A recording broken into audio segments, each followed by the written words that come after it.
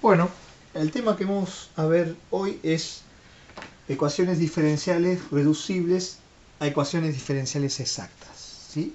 Este tipo de ecuaciones de primer orden tienen la siguiente estructura. Tienen una forma similar a la ecuación exacta. Es decir, tiene una función de dos variables multiplicando el diferencial de x y tiene una función sumada, otro término, otra función de dos variables que suma y se encuentra q multiplicando el diferencial de y. ¿Sí? Esta estructura es similar a la exacta, pero ¿qué condición tenía que tener la exacta? La condición que debería tener una ecuación diferencial exacta es que la derivada con respecto de p con respecto a y tiene que ser igual a la derivada de q con respecto a x. En este tipo de ecuaciones reducibles a ecuaciones diferenciales exactas no se cumple esta igualdad. Es decir, cuando yo derivo p con respecto a y es distinto a la derivada de q con respecto a x. ¿Qué se utiliza en este caso? Se utiliza un factor integrante, que es una función de dos variables denominado factor integrante. Este factor integrante se introduce dentro de la ecuación diferencial originaria o ordinaria, ¿sí? Primitiva, multiplicando todos los términos.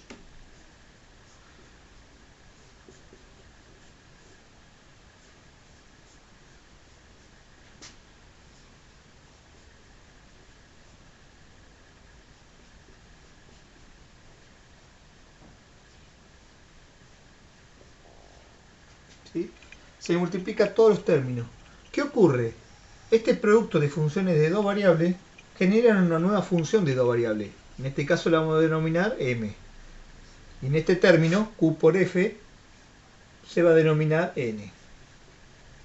Estas nuevas funciones de dos variables las vuelvo a analizar como las derivadas de m con respecto a y n con respecto a x. ¿Sí? Estas derivadas, al compararlas, son iguales. Por lo tanto, esta nueva ecuación diferencial es una ecuación diferencial de primer orden exacta. Y se resuelve de la misma manera que se venían resolviendo las ecuaciones diferenciales exactas. ¿Sí? Ahora en otro video vamos a hacer el ejercicio de este tema. ¿Sí?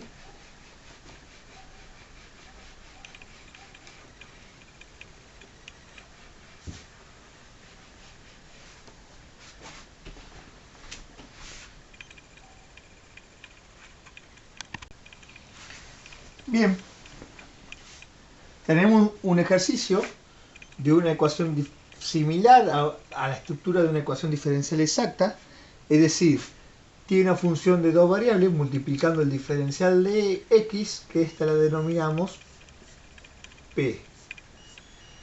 Y esta función de dos variables que está multiplicando el diferencial de y lo denominamos q. Ahora, para que esta ecuación diferencial sea exacta, tiene que cumplir la siguiente condición. La derivada de p con respecto a y, que es, en este caso me fijo cuál es la de p con respecto a y, me queda coseno de y. Debería ser comparada con la derivada de q con respecto a x.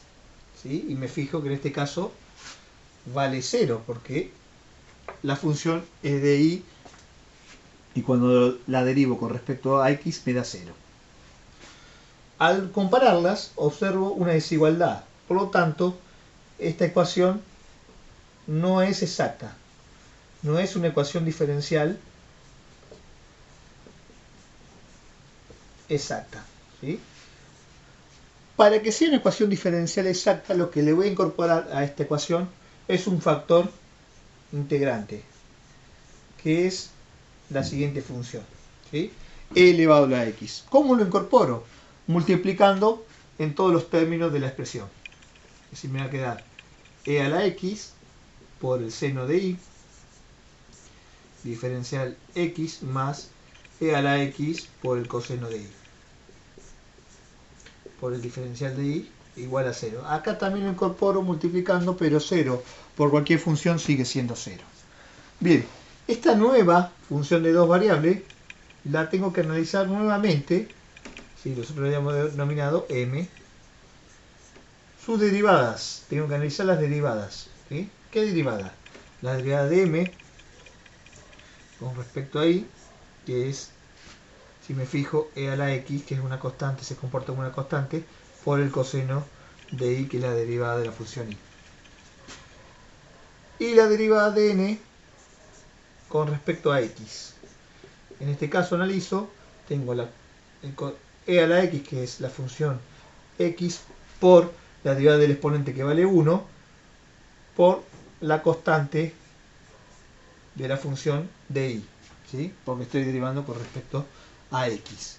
Si me fijo, estos términos son iguales y por lo tanto, al incorporar el factor integrante en la ecuación primitiva, me queda que es una ecuación diferencial exacta.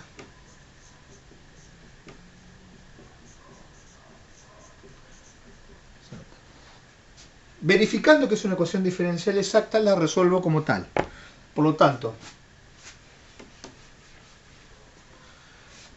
voy a elegir, ya utilizo la ecuación diferencial exacta con la incorporación del factor integrante, ¿sí? Y la voy a empezar a desarrollar, a resolver.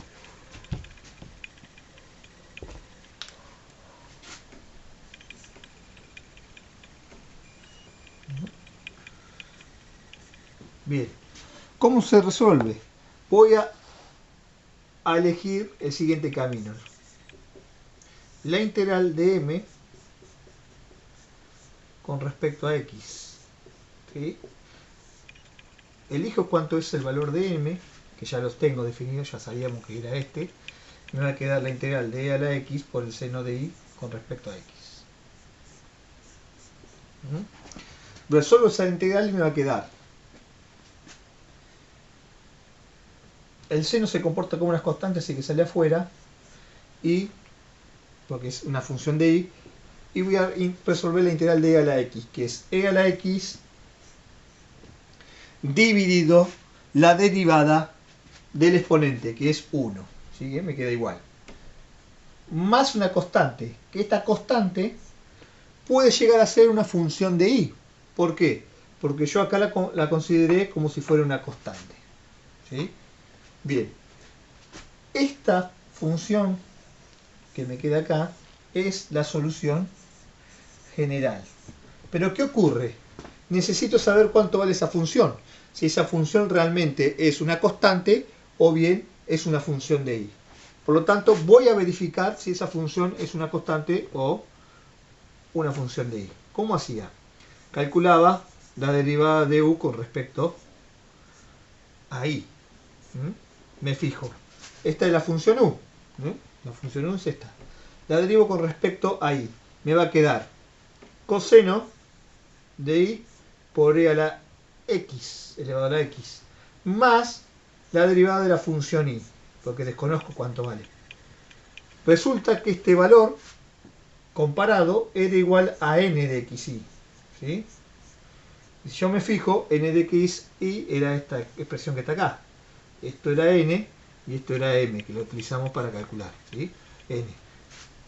Comparo cuánto valía n.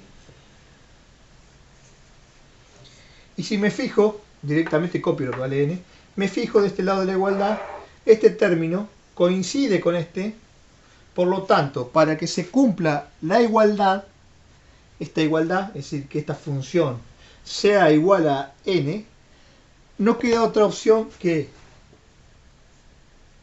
y' tiene que ser igual a 0, es decir, este término tiene que valer 0.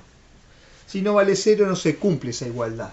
Por lo tanto, teniendo esta condición donde la función prima de y es igual a 0, yo a través de la integral, ¿sí? La integral, puedo sacar cuánto vale la función. ¿Sí? Vamos a ver.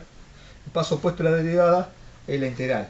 Me puedo sacar cuánto va la función de y, que es la integral de 0 con respecto a y, que es igual a una constante. Bien, teniendo el valor de la función de y, yo lo que hago es reemplazar esta función de y dentro de la solución general. Me va a quedar la solución general de la siguiente manera.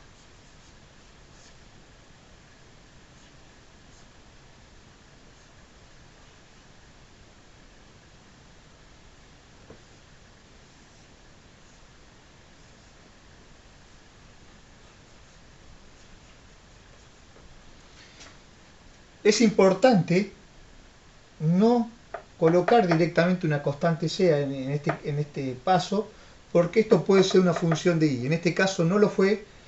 Ya verificando, observamos que es me queda la integral de 0 y aparece que sí es realmente una constante, pero podría haber sido que haya sido una función de y no hubiésemos salteado o no hubiésemos obviado ese término que sí alteraría la ecuación, la solución general.